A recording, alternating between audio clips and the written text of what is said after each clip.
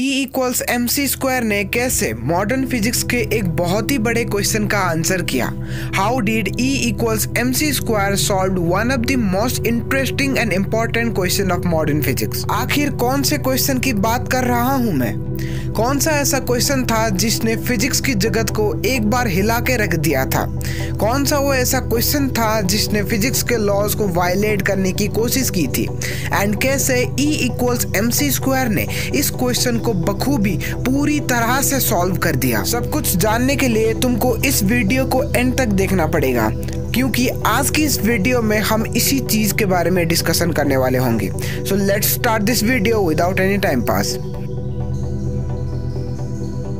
Okay, so if you guys remember, मैंने last video में जो एंटी मैटर और एनहिलेशन के बारे में डिस्कस किया था, जहां पर मैंने बताया था कि तुमको जब मैटर और एंटी मैटर एक दूसरे के साथ जब कंबाइन हो जाते हैं तो वो एक दूसरे को कैंसल आउट कर देते हैं और गायब होकर एनर्जी में कन्वर्ट हो जाते हैं। तो उस वीडियो में मैंने एक क्वेश्चन उठाया था। क्वेश्चन ये था कि मैटर के पास भी मास होता है, एंटी मैटर के पास भी मास होता है, दोनों का मास पॉजिटिव होता है, एंड जब दोनों एक दूसरे के साथ कंबाइन हो जाते हैं तो वो दोनों एक दूसरे को कैंसल आउट करके गायब हो जाते हैं। बट फिजिक्स में एक लॉ है जिसका नाम law of conservation of mass है, जो कि हमें ये बताती है कि मास कभी भी गायब नहीं हो सकती। बट इस केस में तो मास एब्सोल्युटली गायब हो रहे हैं। दो मास वाले पार्टिकल एक दूसरे के साथ मिलकर गायब हो रहे हैं। तो as a whole mass is getting destroyed.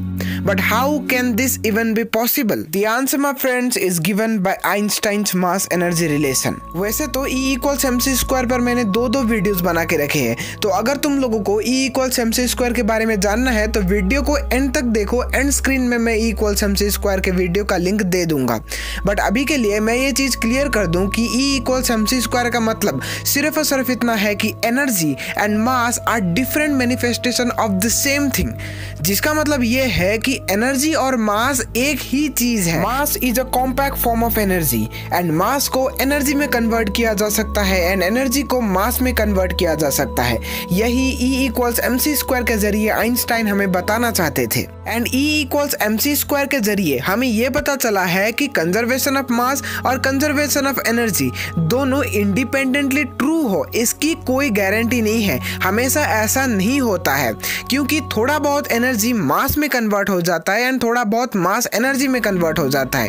तो इसीलिए we are not at all interested in the individual conservation of masses and energy, rather we are concerned in the conservation of both mass and energy, क्योंकि mass और energy दोनों interconnected है। हालांकि classical physics में हम conservation of mass और conservation of energy दोनों को इंडिपेंडेंटली पढ़ते हैं, क्योंकि मैक्रोस्कोपिक वर्ल्ड में इतना बड़ा डिफरेंस नहीं आता है और मैक्रोस्कोपिक वर्ल्ड में E=mc² डायरेक्टली काम नहीं करता है। बट माइक्रोस्कोपिक वर्ल्ड की जब हम बात करते हैं तब ये बहुत ही ज्यादा इंपॉर्टेंट फैक्टर प्ले करता है। एंड यही सेम सीन हुआ है एनहिलेशन के साथ। एनहिलेशन में जब एक इलेक्ट्रॉन और एक एंटी इलेक्ट्रॉन, जिसको हम पॉजिट्रॉन भी बोलते हैं, वो जब कंबाइन हो जाते हैं तो वो एक दूसरे को कैंसिल कर देते हैं, उनका मास एब्सोल्युटली गायब हो जाता है एंड वो कन्वर्ट हो जाते हैं एनर्जी में।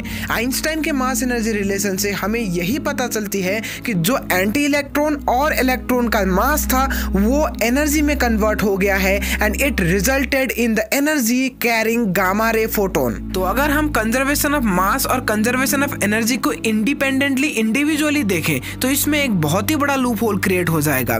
बट अगर हम कंजर्वेशन ऑफ मास एनर्जी की बात करें तो इसमें कोई भी प्रॉब्लम हमें दिखेगी ही नहीं, क्योंकि जो मास एनहिलेशन के टाइम पर गायब हुआ है वही मास कन्वर्ट होके एनर्जी में कन्वर्ट हो गया है।